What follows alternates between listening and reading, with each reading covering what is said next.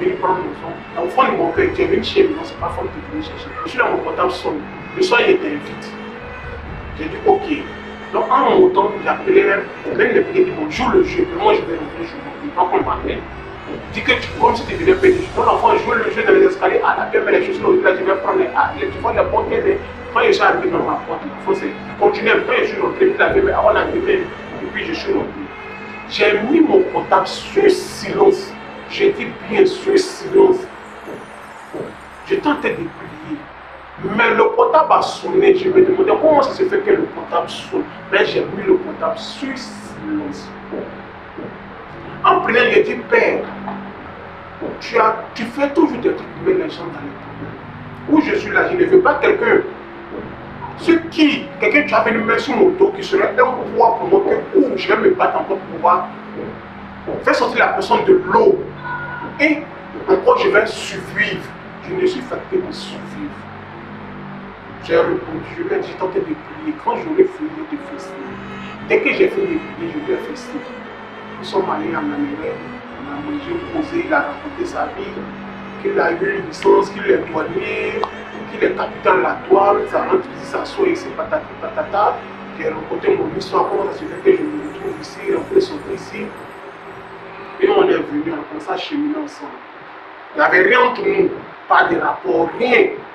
On était des simples amis.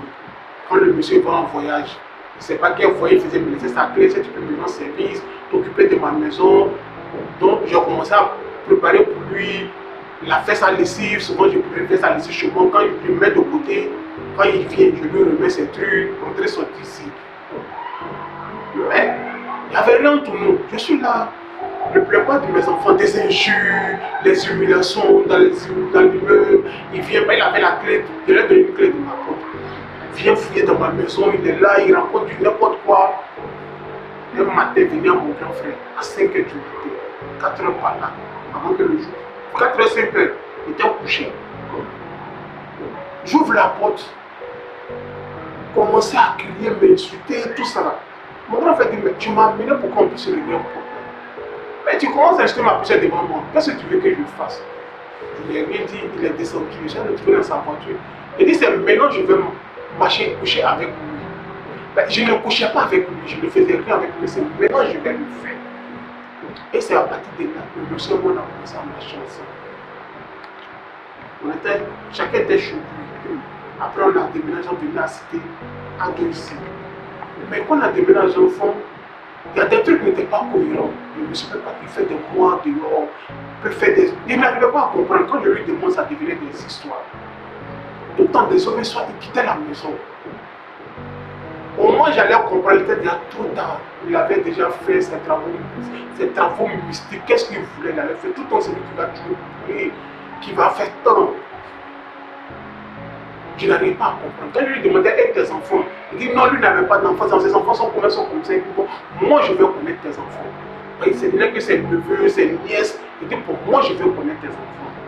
Et c'est comme ça, en faisant la pression, j'ai connu ses enfants. Mais, à chaque fois, il faut déménager.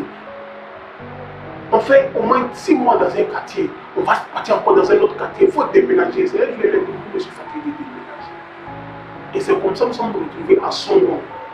Il dit non, la maison qu'on était dans, qu'il a payé la maison, qu'il a donné une enfance. Moi, j'étais rassuré, puis j'étais là. J'ai même fait venir ses filles. On était là. Il dit bon, paye-leur des machines. Mais dans le moment où on habitait à Micro, sa soeur est venue me dire que mon frère, à chaque fois quand il y avait lui, c'est la police qui vient derrière lui. Moi, je n'ai pas compris ce que sa soeur voulait dire.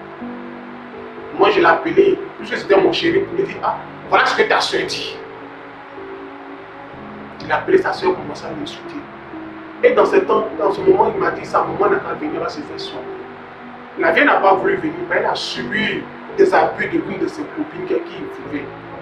Je me suis déplacé chez la pauvre femme, je lui ai dit non, ça le même, je ne peux pas t'arriver. Et j'ai soigné la femme jusqu'à ce qu'elle parte. La femme m'a dit, je te dis merci, mais mon fils, il faut t'en méfier.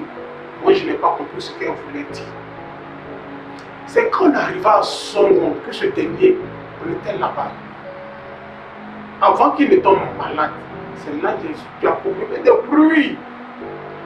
Je n'arrivais pas à comprendre. À chaque fois, quand je suis avec les enfants, quand ils viennent, il fait par là-bas à ses enfants. Et je ne comprends pas la Guinée pour moi, je suis pété. Maman, pété, papa. Je n'arrive pas à comprendre. Je prenais toujours le parti des enfants. Non, il ne faut pas faire ça, il ne faut pas faire ceci. Mais à chaque fois, la personne qui racontait, mes enfants ne sont pas bien, ma famille n'est pas bien, certains sont ici. Je n'arrivais pas à comprendre. Mais quand j'apprenais quelque chose, quand je lui demandais, ce dernier qui était tout dans la maison comme d'habitude. Comme d'habitude, je n'arrivais pas à comprendre. Au moins, j'allais comprendre que c'était trop tard. J'étais déjà prise par tous ces fétiches, tous ces trucs. Je n'arrivais pas à comprendre.